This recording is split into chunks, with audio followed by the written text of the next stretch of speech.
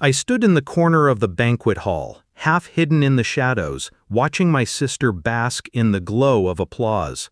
Her white coat draped over her shoulders, champagne in hand, $1,000 smile plastered across her face. She looked at me, her lips curled, not in gratitude, not in love, but in dismissal. "Your job is done," she whispered when no one else was listening. "You shouldn't even be here." And then Mom, sitting at the center table, leaned toward me with a glass of wine. "You don't know your place," she said, laughing like it was the best joke in the world. My photos weren't on the slideshow, my name wasn't in the thank you speech, and not one person in that room knew that every year for the last 8 years, I had been paying $9,000 so my sister could sit in those classrooms. I just smiled. I walked out before dessert. They thought they'd humiliated me, but I had been waiting for that moment. And when they came home, their smiles vanished. When Dad left, bills piled higher than the roof. My sister wanted to be a doctor. Mom said it was impossible. I made it possible. I took 2 jobs, delayed my own degree, and every year wired $9,000 into her tuition account. "You're the backbone of this family," Mom would say. "When she makes it, she'll lift us all." I believed them. I believed her. But belief turns to poison when you realize it was never about family. It was about using me until I broke. I first noticed it when my sister stopped answering my calls.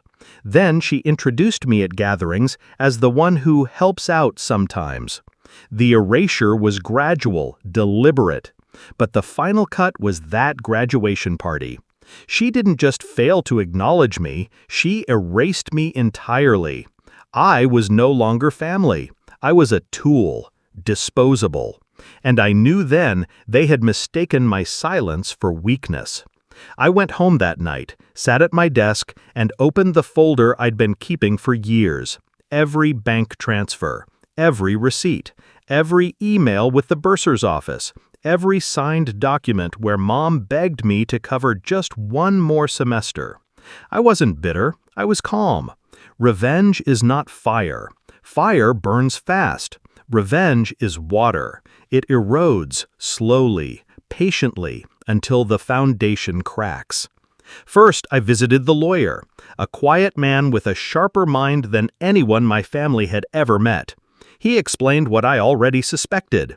Those payments weren't gifts. They were loans, documented, traceable, enforceable. I smiled. "So I can collect?" "Not just collect," he said. "You can own them." We drafted contracts retroactively, stamped with dates, supported by records. My sister's medical degree had been built brick by brick with my money. She owed me $72,000 plus interest. Mom had co-signed on 3 of those loans. I could have forgiven it, but forgiveness is for the undeserving. Step 2 was social. At her party, my sister's colleagues toasted her brilliance. They didn't know she lived off her brother's back. So I let the truth breathe. An anonymous email sent to her hospital board, complete with financial records.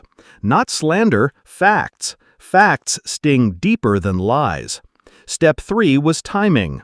The night they came back from the party, tipsy on champagne, faces bright with triumph, I was waiting in the living room. A single folder sat on the table. Mom's laughter died first.